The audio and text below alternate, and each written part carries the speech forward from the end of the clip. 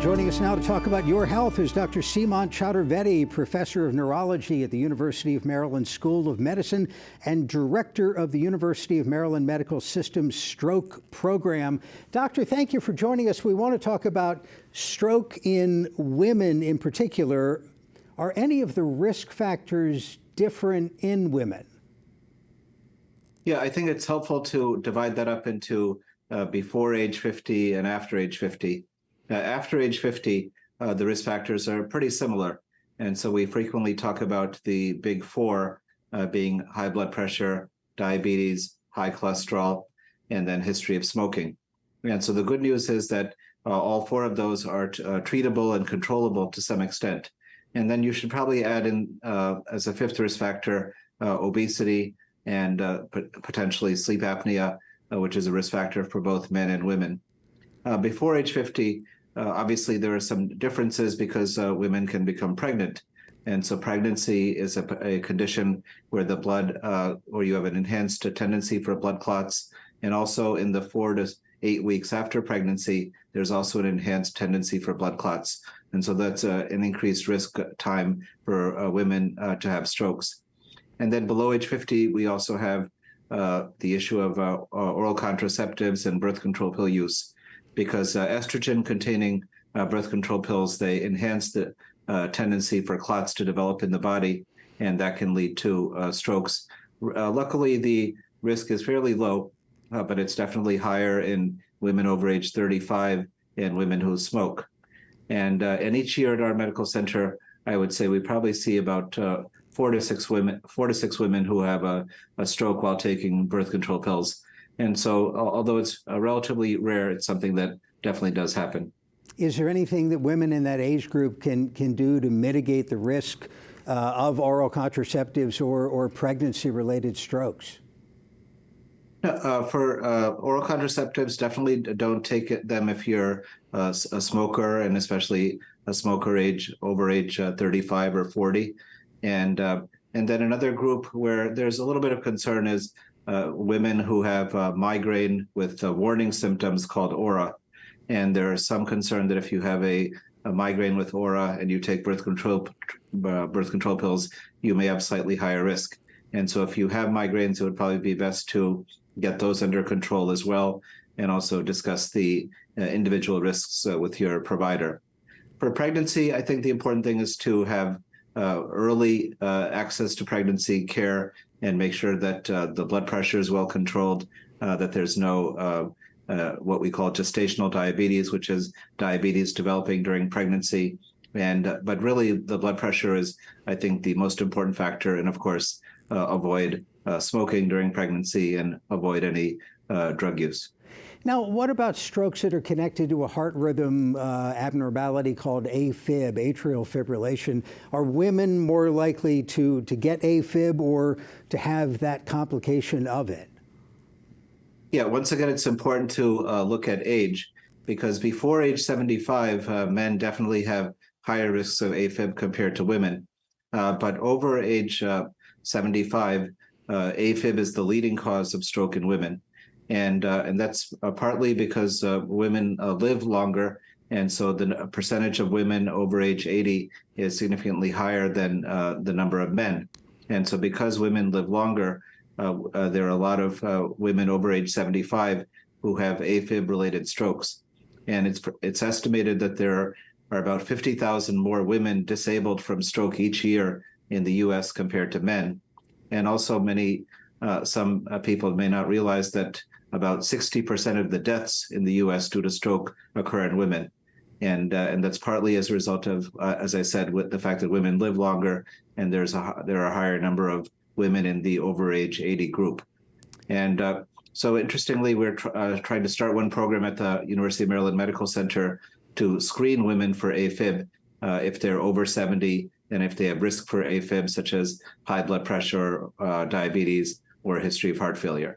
Now, if you find women in that situation or men in that situation, are anti-clotting medications always prescribed? And maybe talk a little bit about the risks and benefits of those drugs. Yeah, the anti-clotting medications are very effective. They can reduce the risk of stroke by about 60 to 70%.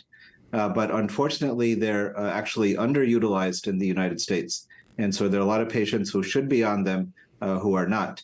And that occurs for several reasons, including the fact that sometimes clinicians overestimate the risk of bleeding, or patients may not be fully aware of the risks of stroke.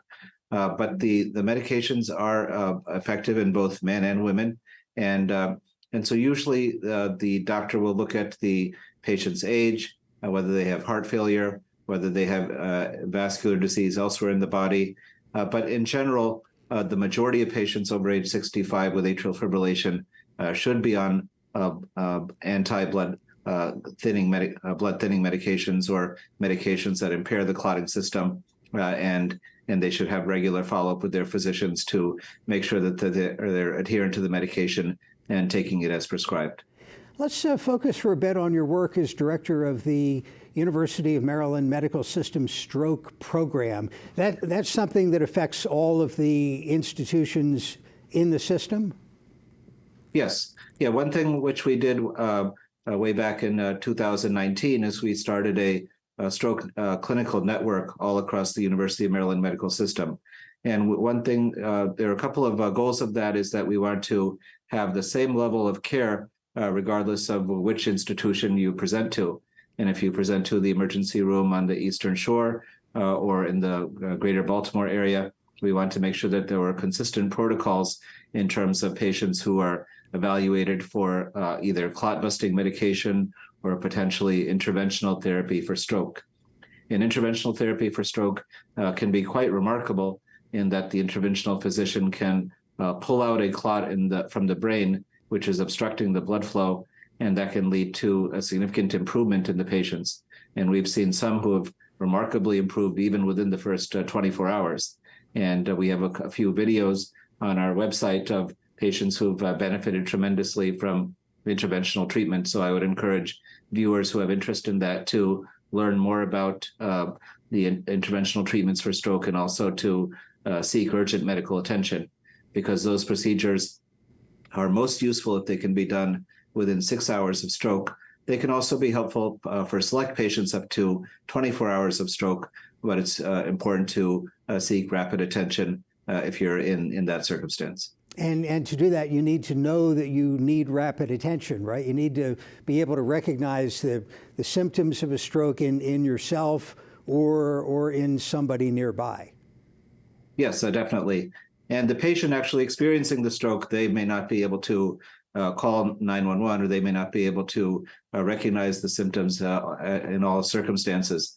And so if you have atrial fibrillation or a long history of hypertension or diabetes, or if you have heart problems, it's important that your family members be aware of the warning signs. And you should definitely educate your significant other, your children, or people that you come in frequent contact with to recognize the warning signs of stroke. There's one tool that we use called Be Fast, which stands for balance, eyes, face for facial droop, speech for speech problems, and A for arm weakness, and then T for time. And time is that's a reminder to call 911 in case the person has one or more of these symptoms. And for the arm, we ask the patients to hold up their arms for 10 seconds. And if one side drops to the ground or is fading on one side, and if there's clearly asymmetric weakness, that could be a potential sign of stroke. And so that's important for the family members to know. How much has stroke care changed since you got into the field of neurology? It's been like a light bulb. Back when I was doing my residency, I don't want to date myself, but when I was doing my training, there was really no specific treatment for somebody who was having an acute stroke. And then in the mid-1990s, the use of clot-busting medications arrived on the scene. And then in about 2015 was the first demonstration that the interventional therapies were useful. And so that was the clot retrieval or clot removal from the brain circulation. And so that's really led to a massive change all across the country, because now there are many hospitals which are so-called comprehensive stroke centers, which can have the clot retrieval available 24 hours a day. And if your local hospital is not a comprehensive stroke center, then at least they should be linked with a comprehensive stroke center so that patients can be transferred quickly when the symptoms develop and if it looks like a potentially large stroke. And that's how the system works. So the idea in that situation isn't that you need to figure out where the comprehensive stroke center is and get yourself there. It's just get into the system.